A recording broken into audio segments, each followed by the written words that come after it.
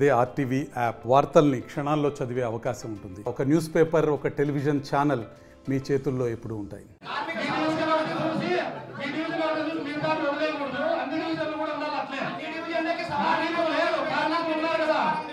అధ్యక్ష లక్ష్మణరెడ్డి గారికి కళ్ళు కనపడకపోతే ఎవరు బాధ్యులు కాదు. స్వామి నువ్వు కళ్ళు తెరిచి చూడాల్సిన అవసరం ఉంది. కూర్చో, నువ్వు మాట్లాడింది నువ్వు చెప్పేది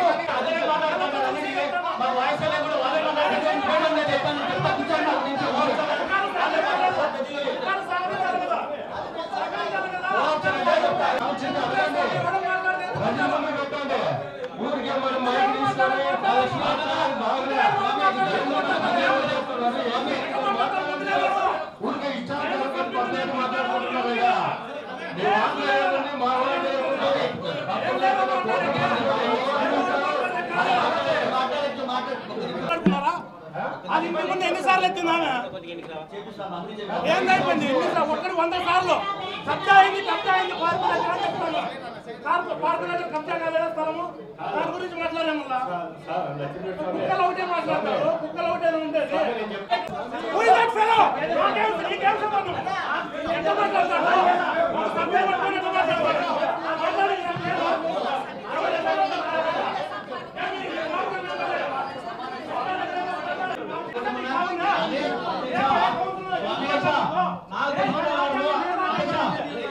చెప్పండి మేయర్ గారు, మీరు చెప్పండి.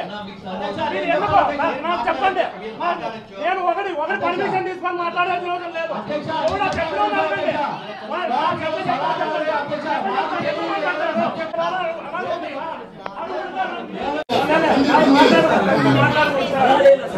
పోలీసులు వచ్చి బలవంతంగా పుట్టుకెట్టాల్సిన అవసరం నా పైన ఉందా? కాదు, నేనేమన్నా వేరే దీంట్లో ఉన్నా? ఎందుకు నువ్వు చెప్పు, నాకు తెలియదు. నువ్వు చెప్పు, నేను చెప్పాను. మీరు చెప్పండి.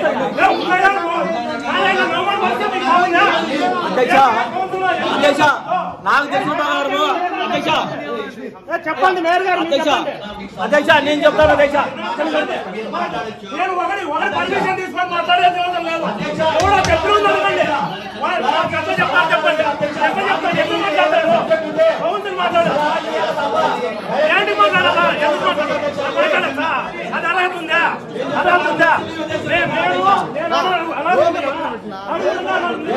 సలహాలు కార్పొరేటర్ తెలియదు. వాళ్ళు తీసుకునే కోపం వాళ్ళు సీనియారిటీ బట్టి తీసుకుంటున్నారు. అధ్యక్ష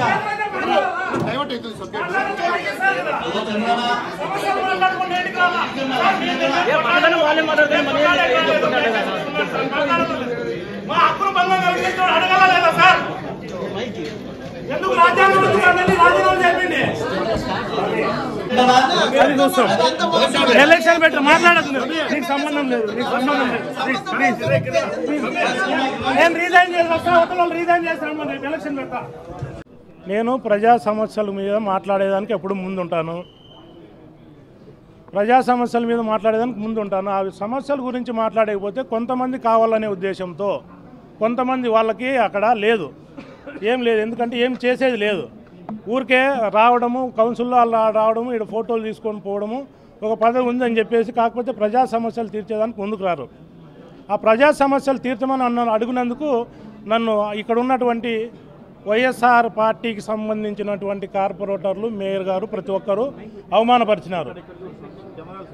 నన్ను అవమానపరిచినారు కాబట్టి నా హక్కులకు వాళ్ళు భంగం కలిగించినారు కాబట్టి నేను రాజీనామా చేస్తున్నా. రాజీనామా వల్ల ప్రయోజనం ఏమంటే, నేను అందరిలాగా నాకు పదవి ఉంది, నాకు వెనకాల పదవి ఉంది అని చెప్పి పదవి కోసం నేను ఎప్పుడూ ఆరాటపడను. ఆ పదవి ఉన్నప్పుడు నేను ప్రజా సమస్య తీర్చడానికి ప్రయత్నం చేస్తా. ఆ పదవి లేనప్పుడు ఉన్న ఒకటే, లేని ఒకటే, లేకున్నా ఒకటే కాబట్టి నేను రాజీనామా చేస్తాను. నేను ప్రజా సమస్యలు తీర్చలేనప్పుడు నాకెందుకు పదవి? నేను వైఎస్ఆర్ పార్టీ కార్పొరేటర్ కాదండి. వైఎస్ఆర్ పార్టీ కార్పొరేటర్ కాదు, కోఆప్షన్ మెంబరు. అంటే నాకు హక్కు లేదని చెప్పినారు కదా ఆడ. మీరు విన్నారు కదా, అక్కడ మాట్లాడిండేది మీరు విన్నారు కదా. ఆ క్షణం నుంచి నేను వైఎస్ఆర్ పార్టీ కార్పొరేటర్ కాదు. ఉన్న విషయం ఓపెన్గానే చెప్తున్నా. ఆ క్షణం వరకు నేను వైఎస్ఆర్ కాంగ్రెస్ పార్టీకి సంబంధించిన కోఆప్షన్ సభ్యున్నే. స్థానిక మాజీ శాసనసభ్యులు, ఇక్కడ ఉన్న కౌన్సిల్ సభ్యులు అందరూ కలిసి ఇక్కడ తీర్మానంలో వాళ్ళందరి సమక్షంలో ప్రమాణ స్వీకారం చేసినాం. వాళ్ళకి తెలియకోకుండా ఉండొచ్చు కోఆప్షన్ మెంబర్ అంటేనే ఏమిటి. ఇప్పుడు మనం ఎమ్మెల్సీ గారు హాలిడేకి పోయిన తర్వాత మాట్లాడుతుంటారు. నువ్వు మాట్లాడక లేదు, అక్కడ అసెంబ్లీలోనే మాట్లాడాలంటే కాదు కదా. మా గొంతు నొక్కడానికి కారణాలు చాలా ఉన్నాయి, మీకు తెలుసు కదా. అన్ని తెలియనివి ఏమున్నాయి ఏమంటే ఇక్కడ జరిగేటివి కొన్ని అక్రమాలు బయటకు తీస్తా. నేను ఆర్టీ యాక్ట్ చాలా పంపించినాను ఇక్కడికి, వాటిని ఇవ్వడం లేదు. ఆర్టీ యాక్ట్ పంపించిందేటి ఇవ్వడం లేదు. ఇంకా దాని గురించి ఇంక నేనేం చెప్పగలను చెప్పండి. తొందరలో నేను అన్నీ మీకు బహిరంగంగా నేను ఇక్కడనే దాదాపుగా 100 పేజీలతో మీకు ఇక్కడ జరిగిందేటివన్నీ కూడా మీకు మీ అందరి సమక్షంలో ఇంకో నెక్స్ట్ నేను ఎట్లా వస్తే కౌన్సిలర్లకి కార్పొరేటర్గా వస్తా. ఇట్లా కోఆప్షన్ మెంబర్గా ఒకటితో మాటపడే కోఆప్షన్ మెంబర్లు ఒకటి భిక్షం వేస్తే తీసుకునే దానితో రాను. కార్పొరేటర్గా వస్తా, వచ్చి చూసి దానికి అర్థం కూడా చెప్తాను కొంతమందికి. పోలీసులు వచ్చి అక్కడికి వచ్చి ఎందుకు రావాలి? పోలీసులు రాకూడదు కదా. పోలీసులు కౌన్సిలర్లకు రాకూడదు కదా. ఇప్పుడు అసెంబ్లీలో మార్షల్స్ ఉంటారు, ఆడున్నట్లుగా ఈడ లేదు కదా, ఆడ హక్కు లేదు కదా దానికి. ఇంకా మేము ఎట్లా మాట్లాడగలము? పోలీసులు అందరూ వచ్చేసి ఎట్లా మాట్లాడగలం చెప్పండి? వారి మీద ఒకటే నింద వేసేదానికన్నా ఇక్కడ ఉన్నటువంటి అందరూ కూడా వాళ్ళకన్నా ఎక్కువ అక్కడ కొంతమంది మా పైన, ఎందుకంటే కొన్ని ఏరియాలో నాకు ఓటు హక్కు ఉందనేది వాళ్ళ భయం. రేపు పొద్దున ఇతను ఏమన్నా వేరే మాకందరికీ ఇబ్బంది పెడతాడనే ఉద్దేశంతో వాళ్ళు ఇలా చేస్తున్నారు అంతే. పొమ్మని లెక్క పొగ పెడుతున్నారు అంతే. లెక్క లేదు ఏదే కానీ నీకు వ్యవస్థలు అంటే లెక్క లేదు. మున్సిపాలిటీకి ముఖ్యంగా వ్యవస్థల మీద మీడియా అన్నా లెక్క లేదు, వ్యవస్థ అన్నా లెక్క లేదు, ఏదన్నా కూడా లెక్క లేకుండా వ్యవహరిస్తున్నారు ఈ మున్సిపల్ సిబ్బంది. అయితేనేమి ఇప్పుడున్న ప్రజెంట్ కొంతమంది పాలకులు, అందరినీ అన్నాను నేను, కొంతమంది పాలకులు వాటికి సపోర్ట్గా ఉంటున్నారు. అనంతపురం అర్బన్ కార్పొరేషన్లో